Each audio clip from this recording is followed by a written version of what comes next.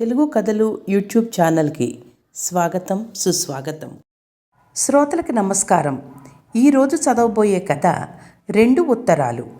రచన KV Lakshmanarao. ఇది వినాయక చవితి కథల పోటీలో ప్రచురించడం జరిగింది.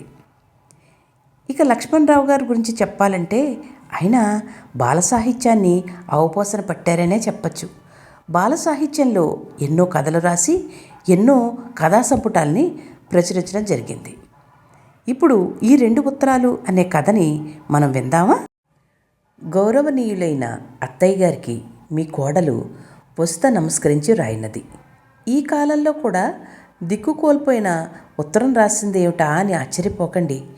80వ పడిలోకి వచ్చినా మీకు ఇప్పటికీ కళ్ళజోడు అవసరం లేదని నాకు తెలుసు.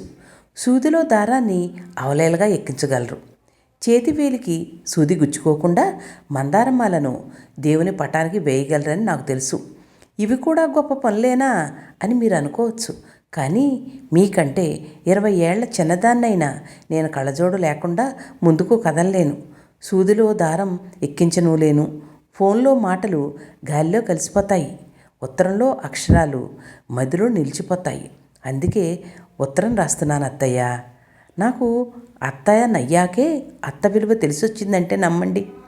భోజనం పూర్తయినా తిన్న కూర పేరడిగితే మర్చిపోతున్నాను. అందుకే నాకు గుర్తున్న విషయాలను వెంటనే మీతో చెప్పుకోవాలనుకుంటూ ఉత్తరం కలం పట్టుకుని రాయడం మొదలెట్టాను.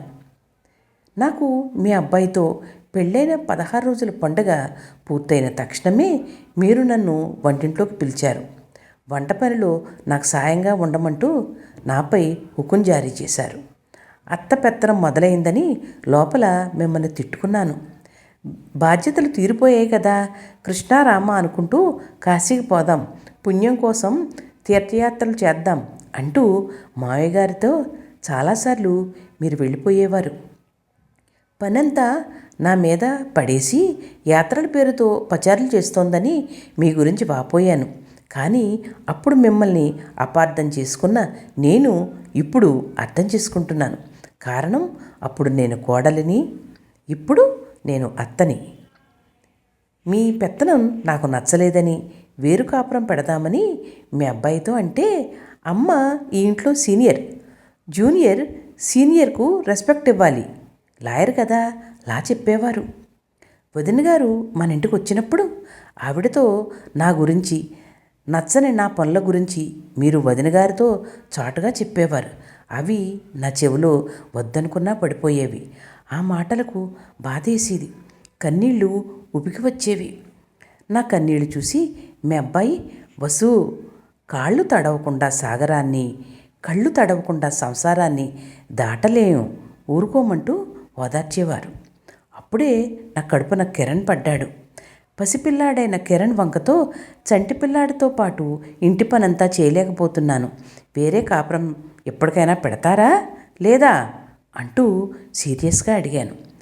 అసలు కన్నా వడ్డీ ముద్దు, భార్య కన్నా భార్య ఇచ్చిన బిడ్డ ముద్దు అనుకున్న మీ అబ్బాయి వేరే కాపురానికి ఒప్పుకున్నారు. వేరే కాపురం వంకతో మిమ్మల్ని విడిచి వెళ్ళే సమయంలో మీ కాళ్ళ మీద పడ్డప్పుడు మీరు కాళ్ళు వెనక్కి జరపడం నా దృష్టి దాటిపోలేదు. నిన్న తిన్న కూర పేరు మర్చిపోతున్న నేను ఇన్ని విషయాలు ఎలా గుర్తుపెట్టుకున్నామని ఆశ్చర్యపోతున్నారా? నాకు అదే అనుమానం వచ్చింది. అయితే ఏ మనిషి అయినా తాను ఆనందం పడిన విషయాలు మర్చిపోవచ్చునేమో, కానీ బాధపడిన సందర్భాలు ఎప్పటికీ మర్చిపోలేరని అప్పుడు నాకు అర్థమైంది. మావయ్య గారు కాలం చేసిన నెల రోజుల తర్వాత మీరు తప్పదనుకుంటూ మా వద్దకు వచ్చారు. పగలంతా మీ మనవడు కిరణ్తో మాట్లాడినా రాత్రి నిద్ర పట్టక హాల్లో అటు ఇటు తిరగడం నేను గమనించాను. ముళ్ళ మీద ఉన్నట్లుగా ఉంటున్నారని గ్రహించాను. అదే మీ అబ్బాయితో అడిగించాను. అప్పుడు మీరు మీ అబ్బాయితో, మీ నాన్న కట్టిన ఇల్లు వదిలి మరో ఇంట్లో ఉండలేకపోతున్నాను రా, నాకు ఏదైనా మీదకొస్తే అవసరం అనిపిస్తే నిన్ను పిలుస్తానులే అంటూ వెళ్ళిపోయారు.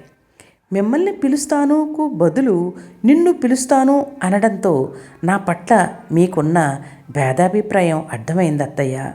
అత్తాకోడళ్ళ మధ్య విలక్షణమైన ఒక విభజన రేఖ ఉంటుందని, అది లక్ష్మణ రేఖ కంటే శక్తిగలదని ఆనాడు తెలిసిందత్తయ్య.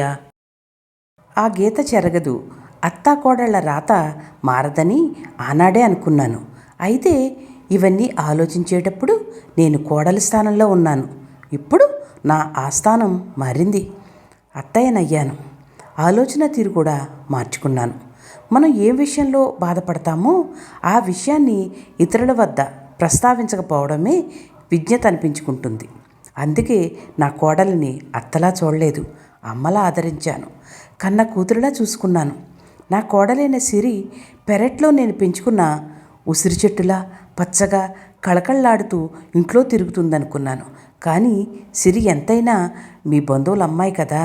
నేను పెళ్ళైన మొదట్లో మీ ఇంట్లో ఉండకుండా వేరే కాపురం పెట్టానన్న విషయం తెలిసి అక్కసుతో తాను కిరణ్ చేత వేరే కాపురం పెట్టించిందేమోనని నేను అనుకుంటున్నాను. జరిగిన గతాన్ని చెప్పి మిమ్మల్ని బాధించడం నా లక్ష్యం కాదు. నేను బాధపడ్డానంటే నా వల్ల మీరు కూడా బాధపడ్డారని కూడా నాకు తెలుసు. ఆ బాధలకు ఫుల్ స్టాప్ పెడదాం అత్తయ్య. అప్పుడు మీ అబ్బాయితో బలవంతంగా వేరే కాపురం పెట్టించాను. ఇప్పుడు మీ అబ్బాయిని అడగకుండానే మిమ్మల్ని మా ఇంటికి రమ్మని ఆహ్వానిస్తున్నాను. మీరు వస్తే సిరితో పాటు కిరణ్ కూడా వస్తాడని నా ఆశ. అందరం ఒకే చాట ఉందాం. ఏమి రాశానో ఎలా రాశానో కూడా తెలీదు. మీరు తప్పకుండా మా ఇంటికి మన్నించాలి, మన ఇంటికి రావాలి. మీ రాకకై ఎదురు చూస్తూ మీ కోడలు వసుధ. ఉత్తరం అత్తకు చేరింది. వారం రోజులు గడిచాయి. అయితే వసుధ ఎదురు చూస్తున్నట్లుగా ఆమె అత్త ఇంటికి రాలేదు. ఒక ప్రత్యుత్తరం వచ్చింది. ఉత్తరాన్ని అందుకోగానే వసుధ ఆత్రంగా విప్పి చదవసాగింది. వసుధ కళ్ళు అక్షరాల వెంట పరిగెత్తుతున్నాయి.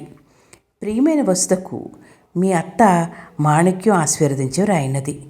ఆద్యంతము నీ ఉత్తరం చదివాను. ఉత్తరానికి ప్రత్యుత్తరం రాయాలని ఫోన్ చేయలేదు. పిచ్చి మొద్దు. పాతవన్నీ గుర్తుపెట్టుకుని పగ తీర్చుకునే వయసా నాది. 80 దాటాయి. ఇంకా నిన్ను అపార్థం చేసుకుంటానని ఎలా అనుకున్నావు? కొట్టుకున్నా తిట్టుకున్నా అభిమానంగా ఉన్నా లేకున్నా నువ్వు నా కోడలివే, నేను నీ అత్తగారినే. సిరిని కిరణ్ ప్రేమిస్తేనే పెళ్ళయిందని నీకు తెలుసు.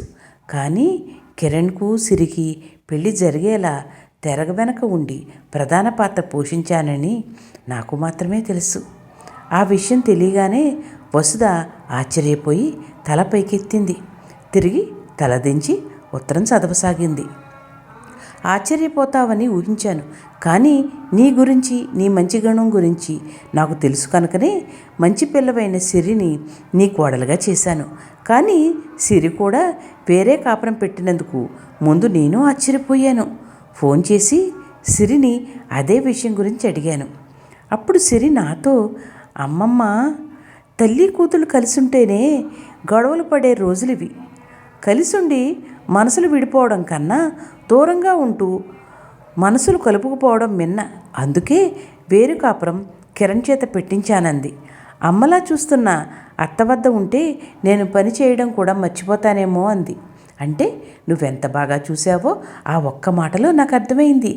ఏదో పాత సినిమాలో ముగింపు వాక్యం గుర్తుకొచ్చింది. కలిసుండి మనసులు విడిపోవడం కంటే విడిపోయి మనసులు కలుపుకుపోవడం మంచిదన్న సిరి మాటకు నేను ఓటేశాను. ఇప్పుడు నీకు అదే చెప్తున్నాను. నాకు గతకాలపు చింతలు ఏమీ లేవు. మనసులోకి పొరపాటును కూడా రానివ్వను. అందుకే 80 దాటినా కళ్ళద్దాలు లేకుండా రామకోటి రాసుకోగలుగుతున్నాను. కోడలుగా నాకంటే చిన్నదానివే అయినా నీ వయసు కూడా 60 దాటింది. ఈ వయసులో బాధలకు దూరంగా ఉంటేనే బీపీ, షుగరు వంటి రోగాలకు కూడా దూరంగా ఉండగలం. సంతోషాలను స్నేహితులతో పంచుకో, ఆనందాలను బంధువులతో పెంచుకో.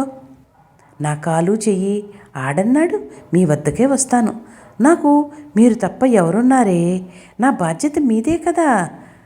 తలుచుకోకు గతాన్ని, వదులుకోకు ఆనందాన్ని. సంతోషంగా సాగని పైనాన్ని. పై నియమాలు పాటించు. ఇట్లు మీ అత్త. అత్త ఉత్తరం చదివిన వసుధ కళ్ళు అప్రయత్నంగా తడిపారాయి. అవి ఆనందంతో వచ్చిన కన్నీళ్ళని అర్థమైంది. కథ సమాప్తం. ఈ కథ మీకు నచ్చినట్లయితే మరిన్ని కథల కోసం మా తెలుగు కథలు యూట్యూబ్ ఛానల్ని లైక్ చేయండి, కామెంట్ చేయండి, షేర్ చేయండి, సబ్స్క్రైబ్ చేయండి. ఉంటానండి.